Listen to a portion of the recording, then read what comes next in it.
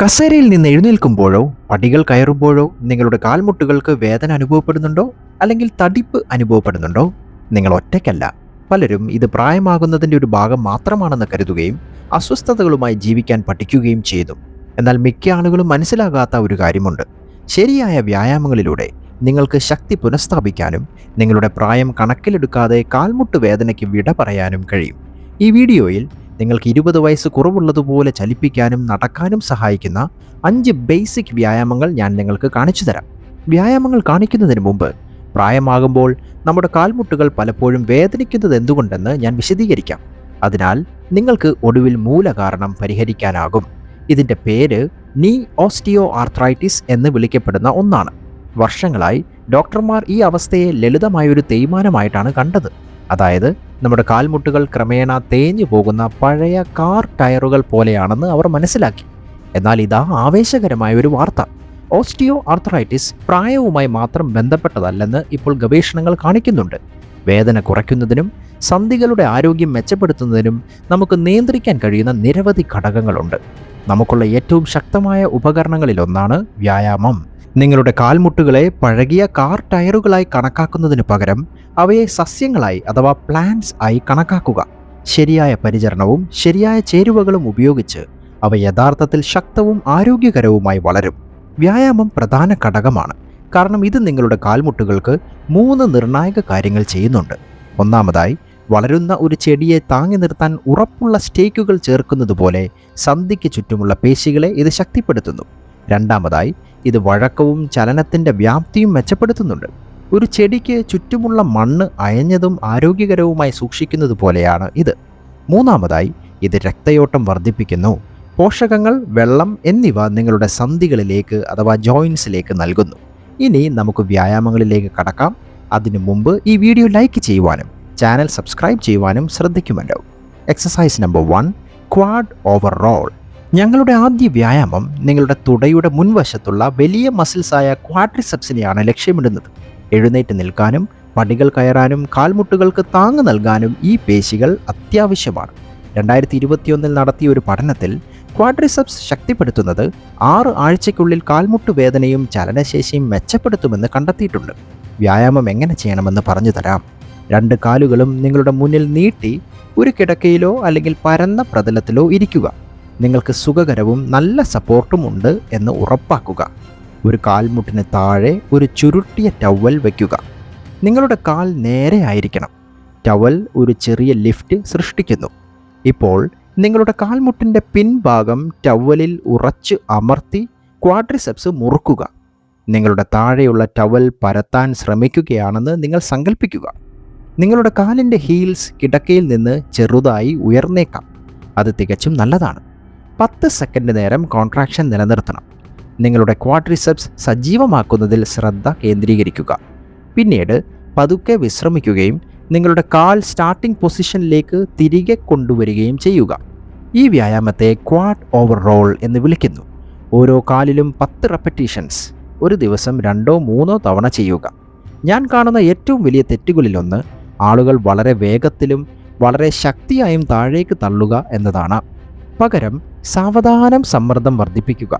Contraction പിടിക്കുക, തുടർന്ന് പതുക്കെ വിടുക. വ്യായാമം കൂടുതൽ വെല്ലുവിളി നിറഞ്ഞതാക്കാൻ നിങ്ങളുടെ മുഴുവൻ കാലും കിടക്കയിൽ നിന്ന് ഉയർത്തുക. അത് പൂർണ്ണമായും നേരെയാക്കുക. ഈ മൂവ്മെൻറ്റ് 10 തവണ ആവർത്തിക്കുക. ഈ വേരിയേഷനെ സ്ട്രെയിറ്റ് ലെഗ് റൈസ് എന്ന് വിളിക്കുന്നു. ഇത് നിങ്ങളുടെ ക്വാഡ്രിസെപ്സിനെ ശക്തിപ്പെടുത്തുകയും ചെയ്യുന്നു. നിങ്ങൾക്ക് മോഡറേറ്റ് ആയതോ കഠിനമോ ആയ ആർത്രൈറ്റിസ് വേദനയുണ്ടെങ്കിൽ വലുതും സോഫ്റ്റായ ഒരു ടവൽ റോൾ ഉപയോഗിക്കുക. ഇത് കൂടുതൽ സപ്പോർട്ട് നൽകും. നിങ്ങൾ ശസ്ത്രക്രിയയിൽ നിന്ന് റിക്കവർ ചെയ്തുകൊണ്ടിരിക്കുകയാണെങ്കിലോ പരിമിതമായ മൊബിലിറ്റി ആണെങ്കിലോ ഇത് പ്രത്യേകിച്ചും സഹായകരമാണ്. ഇപ്പോഴേ വേദന എടുക്കുന്ന കാൽമുട്ടിന് വ്യായാമം ചെയ്യുന്നത് സുരക്ഷിതമാണോ? ഞാൻ എപ്പോഴും കേൾക്കുന്നൊരു ചോദ്യമാണ് ഇത്. ഉത്തരം അതെ എന്നാണ്. അത് സുരക്ഷിതമാണെന്ന് മാത്രമല്ല, അത്യാവശ്യവുമാണ്. വ്യായാമ സമയത്ത് ചില അസ്വസ്ഥതകൾ ഉണ്ടാകുന്നത് പൂർണ്ണമായും സാധാരണമാണെന്ന് നീ ഓസ്റ്റിയോ ആർത്രൈറ്റിസിനെ കുറിച്ചുള്ള 2024 ക്ലിനിക്കൽ മാർഗനിർദ്ദേശം സ്ഥിരീകരിച്ചു. നിങ്ങളുടെ കാൽമുട്ടിന് കേടുപാടുകൾ സംഭവിക്കുന്നു എന്ന് ഇതിനർത്ഥമില്ല. അതിനർത്ഥം നിങ്ങളുടെ ശരീരം പൊരുത്തപ്പെടുകയും ശക്തി പ്രാപിക്കുകയും ചെയ്യുന്നു എന്നാണ്. നിങ്ങൾക്ക് ഗുരുതരമായ ഓസ്റ്റിയോ ആർത്രൈറ്റിസ് അല്ലെങ്കിൽ ബോൺ ഓൺ ബോൺ നീസ് ഉണ്ടെന്ന് പറഞ്ഞിട്ടുണ്ടെങ്കിലും വ്യായാമം ഗുണം ചെയ്യും എന്നതാണ് കൂടുതൽ പ്രോത്സാഹജനകമായ കാര്യം.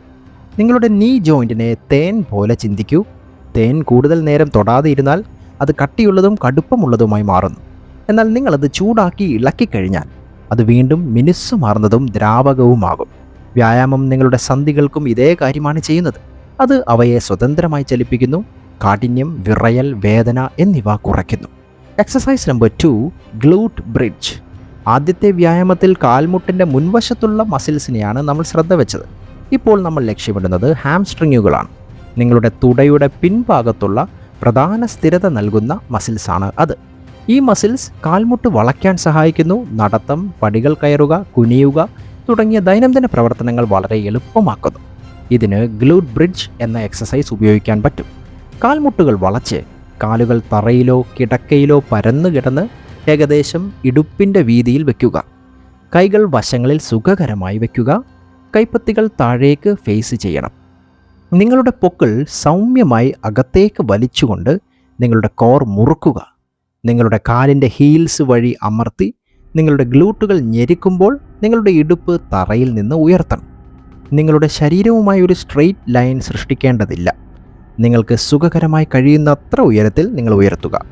മുകളിൽ അല്പനേരം താൽക്കാലികമായി നിർത്തുക. നിങ്ങളുടെ ഗ്ലൂട്ടുകൾ, ഹാംസ്ട്രിങ്ങുകൾ, കോർ എന്നിവ എൻഗേജ് ചെയ്തിട്ടുണ്ട് എന്ന് ഉറപ്പാക്കുക. പിന്നെ പതുക്കെ നിയന്ത്രണത്തോടെ താഴേക്ക് താഴ്ത്തുക. 10 റെപ്പറ്റീഷൻസോടെ 2 സെറ്റുകൾ ചെയ്യുക. ഈ വ്യായാമം വളരെ ബുദ്ധിമുട്ടുള്ളതാണെങ്കിൽ ഇതിനു പകരം സ്റ്റാൻഡിംഗ് ഹാംസ്ട്രിങ് കേൾസ് ചെയ്യാൻ പറ്റും. ഒരു കസേരയിലോ കൗണ്ടർ ടോപ്പിലോ താങ്ങി നിൽക്കുക. ഒരു കാൽമുട്ട് വളച്ച് നിങ്ങളുടെ ഹീൽസ് പിൻവശത്തേക്ക് കൊണ്ടുവരിക. തുടർന്ന് അത് പതുക്കെ താഴ്ത്തുക. 3 സെറ്റുകൾക്ക് 10 തവണ റെപ്പറ്റീഷൻസ് ചെയ്യുക. ഒരേ പേശികളെ ശക്തിപ്പെടുത്തുന്നതിന് ഇത് കൂടുതൽ സൗമ്യമായ മാർഗം നൽകുന്നു. ഗ്ലൂട്ട് ബ്രിഡ്ജ് കൂടുതൽ വെല്ലുവിളി നിറഞ്ഞതാക്കാൻ നിങ്ങളുടെ ഇടുപ്പ് ഉയർത്തുമ്പോൾ തറയിൽ നിന്ന് ഒരു കാൽ ഉയർത്തി സിംഗിൾ ലെഗ് ബ്രിഡ്ജ് ചെയ്യുക. ഇത് തീവ്രത വർദ്ധിപ്പിക്കുകയും നിങ്ങളുടെ ഇടുപ്പിന് ചുറ്റുമുള്ള സ്ഥിരതയുള്ള മസിൽസിനെ ശക്തിപ്പെടുത്തുകയും ചെയ്യുന്നു. എക്സസൈസ് നമ്പർ 3, സ്റ്റാറ്റിക് വാൾ സ്ക്വാറ്റ്. ഇപ്പോൾ നമ്മൾ കാൽമുട്ടിനെ സപ്പോർട്ട് ചെയ്യുന്ന 2 പ്രധാന മസിൽ ഗ്രൂപ്പുകളെ ശക്തിപ്പെടുത്തി. ഇനി നീ ജോയിൻറ്റിനെ നേരിട്ട് ശക്തിപ്പെടുത്തുന്ന ഒരു വ്യായാമത്തിലേക്ക് പോകാം. നീ ആർത്രൈറ്റിസുമായി ബന്ധപ്പെട്ട നീര് ഗണ്യമായി കുറയ്ക്കാൻ ഇതിന് കഴിയുമെന്ന് കാണിക്കുന്ന വിപ്ലവകരമായ ഗവേഷണങ്ങളിൽ നിന്നാണ് ഈ മൂവ്മെൻറ്റിന് പ്രചോദനം ഉൾക്കൊണ്ടിരിക്കുന്നത്. ഇതിനെ സ്റ്റാറ്റിക് ലോ ആംഗിൾ വാൾ സ്ക്വാറ്റ് എന്ന് വിളിക്കുന്നു. ഒരു ചുമരിനോട് ചേർന്ന് നിൽക്കുക. നിങ്ങളുടെ പാദങ്ങൾ ഏകദേശം തോളിൻ്റെ വീതിയിൽ വയ്ക്കുക. ഒരു ചുവട് മുന്നോട്ട് വയ്ക്കുക. അങ്ങനെ നിങ്ങളുടെ പാദങ്ങൾ ചുമരിൽ നിന്ന് ഏകദേശം 2 അടി അകലെയായിരിക്കും. നിങ്ങളുടെ തല, തോളുകൾ, പുറം, ഇടുപ്പ് എന്നിവ ചുമരിൽ താങ്ങി നിർത്തുക. പതുക്കെ താഴേക്ക് സ്ലൈഡ് ചെയ്യുക. ആവശ്യമെങ്കിൽ അഡീഷണൽ സപ്പോർട്ടിനായി നിങ്ങൾക്ക് സമീപത്ത് ഒരു കസേര സൂക്ഷിക്കാം. കാൽമുട്ട് ഏകദേശം 90 ഡിഗ്രി വളയ്ക്കാനാണ് റിസർച്ച് നിർദ്ദേശിക്കുന്നത്. പക്ഷേ നിങ്ങൾക്ക് സുഖകരമായി കഴിയുന്ന അത്ര താഴേക്ക് മാത്രം പോകാൻ ഞാൻ ശുപാർശ ചെയ്യുന്നു. സുഖകരമായ സ്ഥാനത്ത് എത്തിക്കഴിഞ്ഞാൽ 10 സെക്കൻഡ് നേരം അത് പിടിച്ചു വയ്ക്കുക. പിന്നെ പതുക്കെ മുകളിലേക്ക് തന്നെ സ്ലൈഡ് ചെയ്യുക. 5 റെപ്പറ്റീഷൻസിൽ നിന്ന് ആരംഭിക്കുക. നിങ്ങളുടെ കാൽമുട്ടുകൾ വളരെ വേദനാജനകമാണെങ്കിൽ അല്ലെങ്കിൽ നിങ്ങൾ ഇപ്പോൾ ആരംഭിക്കുകയാണെങ്കിലോ പാർഷ്യൽ വാൾ സ്ക്വാറ്റുകൾ നടത്തുക. അതായത് ഏകദേശം 25% മാത്രം നിങ്ങൾ താഴ്ത്തുക. നിങ്ങൾ ശക്തനാകുമ്പോൾ നിങ്ങൾക്ക് ക്രമേണ കൂടുതൽ ആഴത്തിലേക്ക് പോകാം. അല്ലെങ്കിൽ നിങ്ങളുടെ ഹോൾഡ് സമയം 30 സെക്കൻഡായി വർദ്ധിപ്പിക്കാൻ പറ്റും. നിങ്ങൾ സ്ട്രെങ്തനിങ് എക്സസൈസസിൽ പുതിയ ആളാണെങ്കിൽ ആഴ്ചയിൽ 2-3 തവണ മാത്രം ഈ വ്യായാമം ചെയ്യുക. അങ്ങനെ നിങ്ങളുടെ പേശികൾക്ക് മതിയായ വീണ്ടെടുക്കൽ സമയം അഥവാ റിക്കവറി ടൈം ലഭിക്കും. Exercise number 4, flexion and extension. ഇതുവരെ നമ്മൾ പ്രധാനമായും ശക്തിപ്പെടുത്തുന്നതിലാണ് ശ്രദ്ധ കേന്ദ്രീകരിച്ചിരിക്കുന്നത്.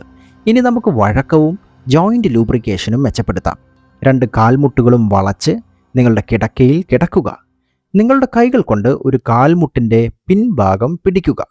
നിങ്ങൾക്ക് സുഖകരമായി റീച്ച് ചെയ്യാൻ കഴിയുന്നില്ലെങ്കിൽ പകരം ഒരു തൂവാല ഉപയോഗിക്കുക. നിങ്ങളുടെ കാൽമുട്ട് 10 മുതൽ 15 തവണ വരെ പതുക്കെ വളയ്ക്കുകയും നേരെയാക്കുകയും ചെയ്യുക. സ്ട്രെച്ച് വർദ്ധിപ്പിക്കുന്നതിന് നിങ്ങളുടെ താടിയെല്ല് പിടിച്ച് പതുക്കെ നിങ്ങളുടെ ഹീൽ ബട്ടോക്സിലേക്ക് അടുപ്പിച്ച് കാൽ വീണ്ടും നേരെയാക്കുക. താൽക്കാലികമായി നിർത്തേണ്ട ആവശ്യമില്ല. സുഗമമായി മുന്നോട്ടും പിന്നോട്ടും നീക്കുക. ദീർഘനേരം ഇരിക്കുകയോ ഉറങ്ങുകയോ ചെയ്യുമ്പോൾ നിങ്ങളുടെ കാൽമുട്ടിനുള്ളിലെ സൈനോവിയൽ ഫ്ലൂയിഡ് കട്ടിയുള്ളതായി തീരുകയും സന്ധികൾ കടുപ്പമുള്ളതായി തോന്നുകയും ചെയ്യുന്നതിനാൽ ഈ വ്യായാമം നന്നായി വർക്ക് ചെയ്യും. നിങ്ങൾ നീങ്ങാൻ തുടങ്ങുമ്പോൾ തന്നെ നിങ്ങളുടെ ശരീരം കൂടുതൽ ജോയിൻ്റ് ഫ്ലൂയിഡ് ഉൽപ്പാദിപ്പിക്കുകയും കാൽമുട്ടിനെ ലൂബ്രിക്കേറ്റ് ചെയ്യുകയും വേദനയും കാഠിന്യവും കുറയ്ക്കുകയും ചെയ്യുന്നു. അതുകൊണ്ടാണ് രാവിലെയും കിടക്കയ്ക്ക് മുമ്പും സാധ്യമാകുമ്പോഴെല്ലാം ഈ വ്യായാമം ആദ്യം ചെയ്യാൻ ഞാൻ ശുപാർശ ചെയ്യുന്നത്. Exercise number 5, aerobic exercise. ഞങ്ങളുടെ അന്തിമ ശുപാർശ അല്പം വ്യത്യസ്തമാണ്. ശക്തിയും വഴക്കവും പരിശീലനത്തോടുമൊപ്പം എയറോബിക് എക്സസൈസ് കാൽമുട്ട് വേദനയും പ്രവർത്തനവും ഗണ്യമായി മെച്ചപ്പെടുത്തുന്നുവെന്ന് ഗവേഷണങ്ങൾ സ്ഥിരമായി കാണിക്കുന്നു. എയറോബിക് എക്സസൈസ് നിങ്ങളുടെ ഹൃദയമിടിപ്പ് ഉയർത്തുന്ന ഏതൊരു പ്രവർത്തനവുമാകാം. സൈക്ലിംഗ്, നീന്തൽ, വേഗത്തിലുള്ള നടത്തം, മറ്റ് നിരവധി ആസ്വാദ്യകരമായ പ്രവർത്തനങ്ങൾ എന്നിവ ഇതിന് ഉദാഹരണങ്ങളാണ്. നിങ്ങളൊരു സ്മാർട്ട് വാച്ച് അല്ലെങ്കിൽ ഹാർട്ട് റേറ്റ് മോണിറ്റർ ധരിക്കുകയാണെങ്കിൽ ഇതാ ഒരു ലളിതമായ ഫോർമുല. നിങ്ങളുടെ പരമാവധി ഹൃദയമിടിപ്പ് കണക്കാക്കാൻ 220-ൽ നിന്ന് നിങ്ങളുടെ പ്രായം കുറയ്ക്കുക. തുടർന്ന് എയറോബിക് എക്സസൈസ് സമയത്ത് ആ സംഖ്യയുടെ ഏകദേശം 50 മുതൽ 60% വരെ നിങ്ങൾ ലക്ഷ്യമിടുക. ഉദാഹരണത്തിന്, നിങ്ങൾക്ക് 60 വയസ്സ് പ്രായമുണ്ടെങ്കിൽ നിങ്ങളുടെ പരമാവധി ഹൃദയമിടിപ്പ് മിനിറ്റിൽ 160 സ്പന്ദനങ്ങളാണ്. അതായത് 220 - 60. നിങ്ങളുടെ ടാർഗറ്റ് എക്സസൈസ് റേഞ്ച് മിനിറ്റിൽ ഏകദേശം 80 മുതൽ 96 സ്പന്ദനങ്ങൾ വരെ ആയിരിക്കും. ഓരോ ആഴ്ചയും ഏകദേശം 150 മിനിറ്റ് എയറോബിക് എക്സസൈസ് ചെയ്യുക. നിങ്ങൾക്കതിനെ 5 30 മിനിറ്റ് സെഷനുകൾ, 3 50 മിനിറ്റ് സെഷനുകൾ, അല്ലെങ്കിൽ നിങ്ങളുടെ ജീവിതശൈലിക്ക് അനുയോജ്യമായ ഏതെങ്കിലും സ്കെഡ്യൂൾ എന്നിങ്ങനെ വിഭജിക്കാം. ഏറ്റവും പ്രധാനപ്പെട്ട കാര്യം നിങ്ങൾ യഥാർത്ഥത്തിൽ കണ്ടിന്യൂ ചെയ്യുന്ന ഒരു പ്രവർത്തനം തിരഞ്ഞെടുക്കുക എന്നതാണ്. നിങ്ങളിപ്പോൾ ആരംഭിക്കുകയാണെങ്കിൽ ചെറുതായി ആരംഭിക്കുക. ഒരു ദിവസം 10 മിനിറ്റ് ചെയ്യുന്നത് പോലും ഒരു മികച്ച തുടക്കമാണ്. ചില മികച്ച ഓപ്ഷനുകൾ ഞാൻ പറയാം.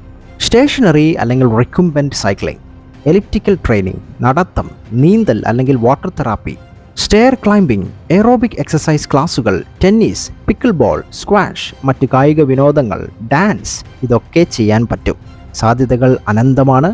മറ്റുള്ളവർക്ക് പുതിയ ആശയങ്ങൾ കണ്ടെത്തുന്നതിന് നിങ്ങളുടെ പ്രിയപ്പെട്ട ആക്ടിവിറ്റീസ് കമൻറ്റ് ബോക്സിൽ പങ്കിടാൻ മറക്കല്ലേ. ഈ വീഡിയോയിൽ ഞാൻ നിങ്ങൾക്ക് നിരവധി ലഘുവായ വ്യായാമങ്ങൾ കാണിച്ചു തന്നിട്ടുണ്ട്.